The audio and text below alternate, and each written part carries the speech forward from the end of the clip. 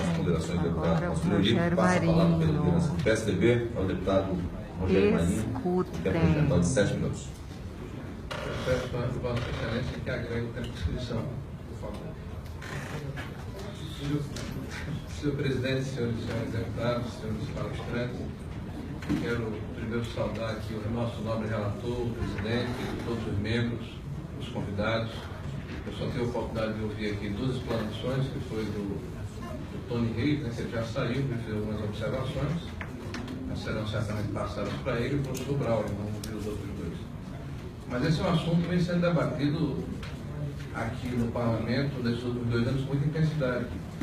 Então eu gostaria de começar, me dirigindo aqui ao relator, né, citando um sociólogo. Eu acho que ele está ali mais ou menos no centro da questão ideológica no mundo, né, que é o Max Weber, né, que é um dos principais críticos e muito lúcido do marxismo inicial. Né. Ele tem um livro chamado A Ciência como Vocação. Ele dizia o seguinte, abre aspas, a tarefa do professor é servir aos alunos com seu conhecimento e experiência, e não impor-lhes suas opiniões políticas pessoais. Fecha aspas. Eu acho que Weber foi muito feliz quando fez essa afirmação, porque nós vivemos num país que tem uma tradição inegável de valores da cultura ocidental. Isso não se discute, é tácito, é absolutamente pacífico. E a cultura ocidental tem, na minha opinião, 3 pilares, aliás, como diria o Bento XVI. A religião cristã, a filosofia e democracia grega e o direito romano. Esses pilares vêm sendo solapados de uma forma insistente, de uma forma perniciosa, ao longo dos séculos. E de uma forma muito, eu diria, contundente a partir da primeira metade do século XX. Fruto justamente da ideologia marxista, né, que foi o contraponto às revoluções burguesas do século XVIII, notadamente a Revolução Francesa e antes da Revolução Gloriosa de Cromwell e a Revolução Americana. É importante trabalhar a história dentro do seu embasamento filosófico, dentro da própria sociologia, para entender o que é que nós estamos vivendo aqui no Brasil do século XXI. É, como disse o professor Braulio, uma verdadeira guerra cultural. Aliás, essa expressão é cunhada com muita propriedade, né, a partir da década de 60, do marxismo cultural da nova esquerda, né, inicialmente com Gramsci e seguir a escola de Frankfurt, deixaram muito claro que o objetivo é desestruturar a sociedade atual a partir da desintegração das famílias, não só no Brasil, no mundo inteiro, e aqui foi muito forte esse movimento, para se criar uma outra sociedade.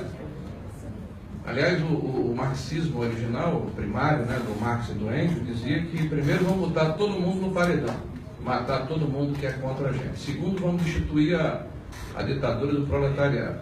E em seguida, a tal da utopia socialista, que eu só conheço um paralelo no mundo, que foi no Camboja, no Khmer Vermelho, que matou a metade da população. Extinguiu 3 milhões de pessoas, dizimando 50% da população daquele país. Foi o 3º estágio do comunismo, do socialismo no mundo, e é um paralelo que é importante ser ressaltado, está aí a história para comprovar. Aí nós temos aqui o que eu ouvi, né, do professor Tony Reis, que infelizmente não está aqui, mas que certamente defende com muita vitalidade a sua tese de que a escola sem partido é uma forma de amordaçar, essa é a palavra de ordem utilizada com muita competência pela esquerda brasileira, que não debate normalmente, que não discute normalmente, que inventa com uma contundência palavras de ordem para emburrecer e inibir o debate, porque repete de forma incessante. Né? Então ele fala sobre uma pesquisa de que 60% das crianças que são homossexuais são vítimas de bullying na escola. Eu gostaria de saber que pesquisa é essa, porque o censo educacional, que eu saiba, não pergunta qual é a sexualidade do aluno. Eu desconheço qual é a metodologia que pesquisa essa. Com uma criança de 10, de 12, de 13, 14 anos, você pergunta: o senhor é homossexual, meu jovem? Ou o senhor é heterossexual? Eu desconheço. Eu não estou aqui dizendo que ele trouxe um dado falso. Eu só gostaria de saber qual é a origem e que metodologia é dessa pesquisa, que para mim parece bastante inusitada. Eu estou há 10 anos na Comissão de Educação e me debruço sobre essa questão de dados, de análise, de avaliações. Tem até um projeto de lei a respeito desse assunto e nunca ouvi falar dessa metodologia. Uma nota que foi aprovada por unanimidade pelo Fórum Nacional da Educação, que determina que escola sem partido é uma iniciativa intimidatória. Essa é a prova cabal de que há um pensamento único nas universidades e nas academias brasileiras.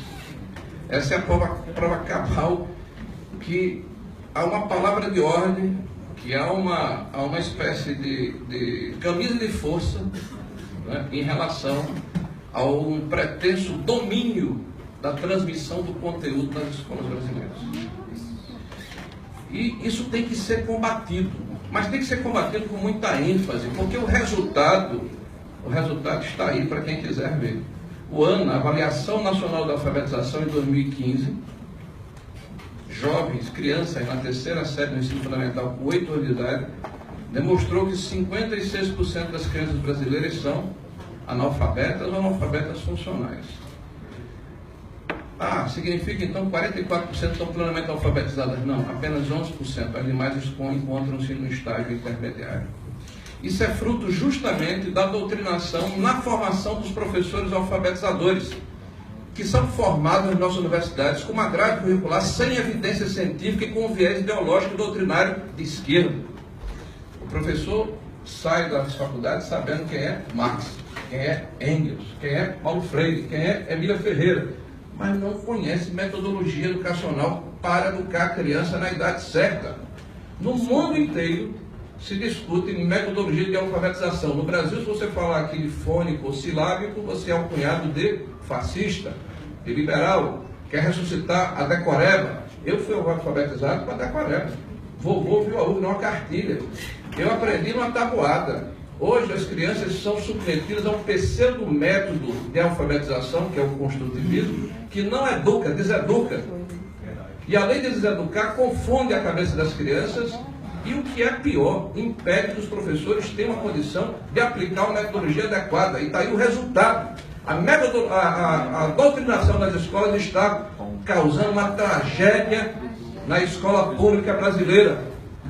As pessoas que têm condição de colocar seu filho na escola privada tentam se proteger como se fosse oásis ou ilhas, mas nem elas estão protegidas, porque quem forma o professor são as universidades como um todo. Então todos estão submetidos ao mesmo processo depredador da qualidade da educação brasileira. A defesa da doutrina de gênero, que eu também escutei aqui da parte do palestrante que saiu há pouco, ele parece que esquece que existe, como eu falei anteriormente, uma civilização e uma cultura, que todos nós somos caudatários dela, somos produto dessa cultura. E a Constituição diz que a educação é um dever do Estado com a família. A religião está no artigo 210 da Constituição, o ensino religioso. Ninguém está inventando nada, não. É opcional para o aluno. Professor que me antecedeu aqui, meu amigo Bacelar, que eu tenho uma admiração extraordinária, ele sabe disso do carinho que eu tenho por ele. Essa comunidade que Vossa Excelência se referenciou, certamente, majoritariamente, é de pessoas que são adeptas da religião do candomblé. São pessoas que têm essa afinidade. A Constituição ampara esse tipo de situação. Essas crianças e seus pais podem pedir à escola que lhes dê uma orientação religiosa com um viés que contempla a cultura das suas famílias. É isso que está sendo discutido aqui, é a pluralidade. É a Constituição brasileira que tem sido aviltada, rasgada, dilacerada, depredada com a estratégia de José Goebbels. A mentira reiterada e repetida se torna verdadeira, são as palavras de ordem. E é isso, senhor presidente. até para não exacerbar, o tempo já foi um pouco mais longe, eu diria que nós temos que ter muito cuidado na hora de debruçarmos sobre esse projeto. Porque esse projeto pode ser um ponto de partida de inflexão na modificação, inclusive, na grade curricular de formação dos nossos professores alfabetizadores, na revolução que precisamos fazer na formatação de dar qualidade da educação às nossas crianças. Mais educação, mais qualidade, menos doutrinação, menos política nas escolas. Cada criança tem que ter a capacidade e a condição de ser submetido à pluralidade e diversidade dos temas filosóficos, históricos e sociais, para que tenha discernimento de fazer as suas escolhas. Então, era isso, senhor presidente, senhores. Palmas, palmas, palmas, palmas, palmas.